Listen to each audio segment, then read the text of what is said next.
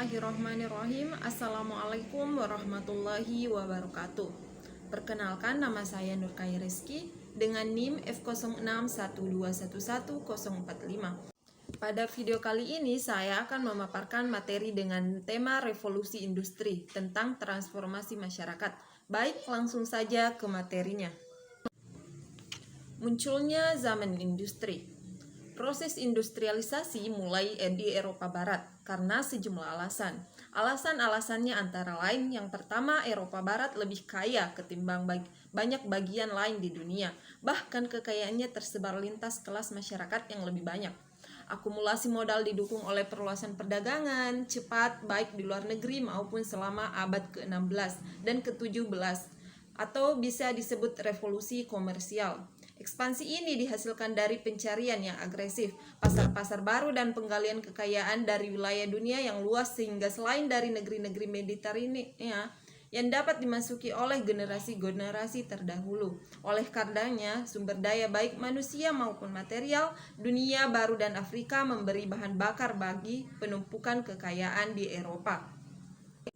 Yang kedua yaitu adanya keterlibatan dalam persaingan militer dan komersial yang sengit. Negara-negara modern awal dengan derajat keberhasilan yang bervariasi mendorong secara aktif industri-industri untuk memproduksi secara besar-besaran persenjataan, seragam-seragam, kapal-kapal, sehingga mendorong perniagaan untuk mendapat penghasilan dari pajak.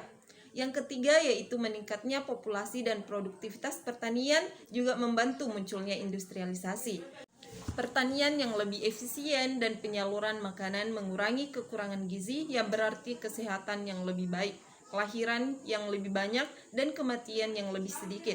Perkembangan di bidang pertanian juga memberi sumbangan besar kepada datangnya zaman industri di Eropa. Kemudian, dua tradisi budaya Eropa memainkan peran penting dalam munculnya industrialisme. Antara lain, yang pertama, semangat individualisme yang berakar baik pada Renaissance maupun Reformasi. Semangat individualisme ini dipadukan dengan ruang gerak yang luas yang diberikan negara-negara kepada aktivitas ekonomi swasta, membantu perkembangan kewirausahaan kapitalis yang dinamis. Tradisi budaya yang kedua, yaitu mendorong industrialisasi, ialah tingginya nilai yang diberikan orang Barat pada pengertian rasional dan mengendalikan atas alam. Selanjutnya yaitu Britania yang pertama. Britania memiliki beberapa keuntungan yang memampukannya untuk bertindak sebagai pelopor. Persediaan arang dan besi yang banyak dan mudah dikembangkan telah memberi Britania tradisi panjang metalurgi dan pertambangan. Pada tahap awal industrialisasi, sistem transportasi sungai di Britania ditopang dengan kanal-kanal dan jalan-jalan tol yang dibiayai para penguasa swasta dan dibangun untuk mendapat keuntungan. Britania mempunyai ketersediaan modal untuk investasi di dalam industri-industri, sehingga dana-dana ini berasal dari para tuan tanah yang kaya dan para saudagar yang semakin kaya melalui perniagaan, termasuk perdagangan budak. Kelas menengah Britania memperluas penyediaan pasar dalam negeri untuk industri-industri yang muncul. Begitu juga dengan koloni-koloni di luar negeri yang juga menyediakan bahan-bahan mentah, khususnya kapas yang diperlukan untuk industri tekstil. Kemudian perubahan-perubahan di bidang teknologi. Industri kapas Britania pada abad ke-18 melompat ke depan dalam produksi kapas. Industri yang pertama-tama menunjukkan kemungkinan tingkat pertumbuhan yang belum pernah terjadi sebelumnya. Produksi kapas di Britania ini meluas 10 kali lipat antara tahun 1760 dan tahun 1785. Yang kedua yaitu mesin uap. Seorang teknisi Skotlandia bernama James Watt mengembangkan mesin uap pada tahun 1760-an. Dengan uap, seluruh pola kerja dapat berubah karena pekerja yang lemah, lembuna, dan kurang ahli dapat diajari beberapa tugas sederhana yang diperlukan untuk menjalankan mesin. Ketiga yaitu adanya industri besi. Industri besi dikembangkan agar mesin-mesin yang harus terbuat dari logam yang lebih kuat untuk menahan daya yang dibangkitkan dari sumber tenaga yang lebih kuat Usaha coba-coba telah menyempurnakan produksi besi tempa ini yang merupakan logam yang kemudian digunakan secara luas hingga baja mulai diproduksi secara murah pada tahun 1860-an. Ketiga, transportasi. Metode transportasi juga meningkat. Tepatnya pada tahun 1830, jalur kereta api dibangun di Britania yang menghubungkan Manchester dan Liverpool. Hal ini memicu suatu zaman pembangunan kereta api di banyak bagian dunia lainnya. Selanjutnya yaitu perubahan masyarakat.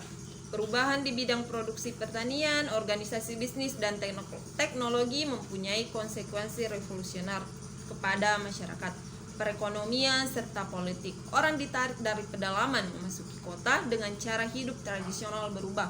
Orang-orang pada zaman itu begitu kelelahan oleh industrialisasi sehingga mereka melihatnya sebagai suatu pemutusan sepenuhnya dan mendadak masa silam menghancurkan pola-pola moral dan masyarakat tradisional. Kota-kota semakin besar dalam jumlah, ukuran, dan populasinya akibat industrialisasi. Kota-kota industri meluas dengan pesat tanpa perencanaan atau pengaturan yang memadai yang disediakan oleh pemerintah lokal atau nasional. Pertumbuhan yang begitu banyak dengan perencanaan atau pengendalian yang begitu sedikit menyebabkan kota-kota mempunyai sanitasi yang sedikit. Tidak ada pencahayaan, perumahan yang kumuh, transportasi yang buruk, dan kurang nyaman. Yang kaya yang miskin sama-sama menderita pada lingkungan tersebut yang penuh penyakit, kejahatan, dan kekasaran. Meskipun kaum miskin menanggung bagian terberat dari keburukan ini. Selanjutnya yaitu perubahan dalam struktur sosial. Adanya revolusi industri menghancurkan masyarakat golongan iman, bangsawan, dan orang biasa. Perkembangan industri dan niaga menyebabkan perkembangan yang selaras dengan kaum borjuis, suatu kelas menengah yang terdiri dari orang dari turunan biasa yang terlibat dalam perdagangan dan usaha-usaha kapitalis lainnya. Ketika kekayaan industrial semakin bertambah penting, kelas menengah menjadi lebih berpengaruh. Industrialisasi mungkin telah mengurangi beberapa rintangan antara kaum elit dan pemilik tanah dengan kelas menengah, tetapi malah mempertajam perbedaan antar kelas menengah dan kelas pekerja. Seperti kelas menengah, proletariat mencakup level ekonomi yang berbeda, buruh pedesaan, tambang, dan karyawan kota. Selanjutnya yaitu kehidupan kelas pekerja. Kehidupan tidak mudah bagi orang-orang yang pekerjaannya yang memberi sumbangan besar dalam perkembangan industrialisasi. Biasanya karyawan pabrik adalah para pendatang baru dari wilayah-wilayah pertanian yang mana mereka telah terusir dari tanah itu. Para pekerja ini memasuki industri yang sedang tumbuh dengan pesat dengan jam-jam kerja yang panjang, bahkan kadang-kadang 15 jam sehari. Bukan tak biasa bukan? Berarti juga dalam bekerja sampai berjam-jam karena berbagai bentuk pekerjaan untuk upah borongan dalam rumah, tetapi kecepatan mesin, rutinitas yang membosankan, dan kondisi-kondisi berbahaya di dalam pabrik dan pertambangan bahkan lebih membahayakan. Bahkan para karyawan bekerja keras dalam jam-jam yang panjang, didenda kalau melakukan kesalahan, dan bahkan jika mengalami kecelakaan dipecat sesuka hati oleh majikan dan mandor. Selanjutnya yaitu munculnya pembaruan di Britania. Pada tahun 1833 perbudakan dihapuskan di Kekaisaran Britania. Perdagangan budak ke Britania lah yang paling awal dihapuskan. Undang-undang korporasi kota praja pada tahun 1835 memberikan otoritas yang lebih besar kepada kota kecil dan kota-kota besar untuk urusan-urusan mereka. Langkah ini merupakan suatu bentuk pemerintahan yang jika mereka mau mulai memecahkan urbanisasi dan industrialisasi. Majelis Rendah mengesahkan 200.000, hampir 2 kali lipat dari jumlah pada waktu itu berhak memberi suara. Undang-undang pembaruan tahun 1832 memperluas hak pilih kepada kelas menengah dan membuat Majelis Rendah lebih representatif. Para pekerja merasa mendapat kelegaan ketika kaum humanis menekan parlemen untuk mengesahkan undang-undang pabrik, bahwasanya anak yang berada di bawah umur 13 tahun tidak boleh bekerja dari 9 jam sehari. dan tidak ada anak yang berusia 13 tahun hingga 18 tahun yang boleh bekerja lebih dari 69 jam seminggu. Pada tahun yang sama, pemerintah juga mengesahkan peraturan untuk anak di bawah umur 10 tahun yang tidak bisa bekerja. Namun, di sisi lain ada penolakan dari pekerja karena adanya undang-undang tersebut akan mengurangi penghasilan keluarga mereka. Pada masa pembaruan Britania juga muncul gerakan reformasi yang disebut Chartist, yang pendukungnya berasal dari barisan baik kaum radikal, intelektual maupun para pekerja, yang mendesak pembaruan politik bukan ekonomi. Selanjutnya yaitu tanggapan terhadap industrialisasi. Yang pertama adalah liberalisme yang percaya bahwa para individu bertanggung jawab pada kemalangannya sendiri. Kaum liberal sering tidak tergerak hatinya dengan penderitaan yang dialami kaum miskin.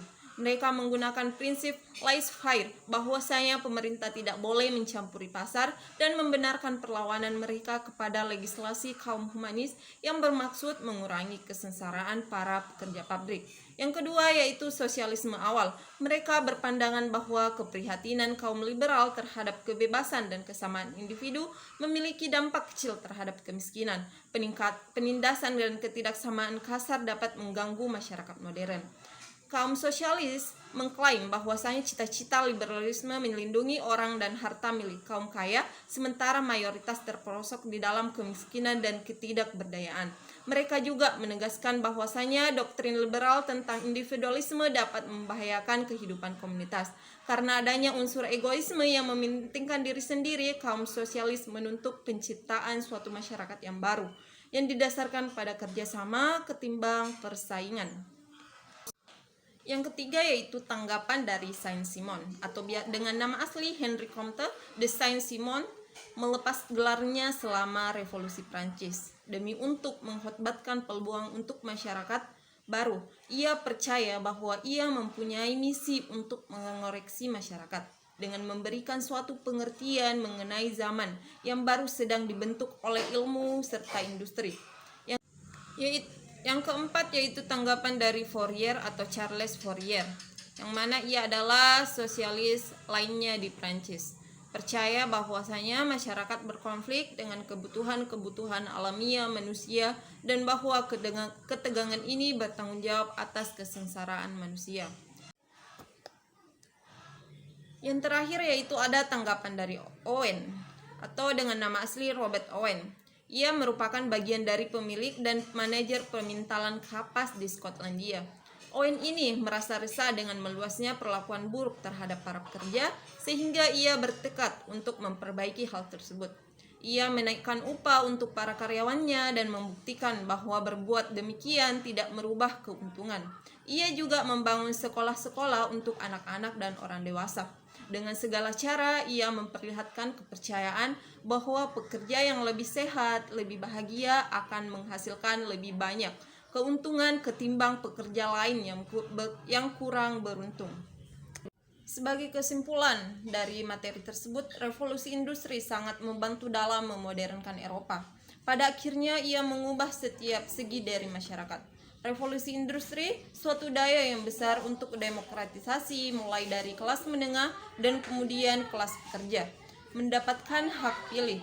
Di samping itu adanya masalah dari revolusi industri pada akhirnya memungkinkan standar kehidupan manusia dalam menciptakan peluang-peluang baru untuk kemajuan sosial, partisipasi politik, teknologi, pendidikan, dan perkembangan budaya.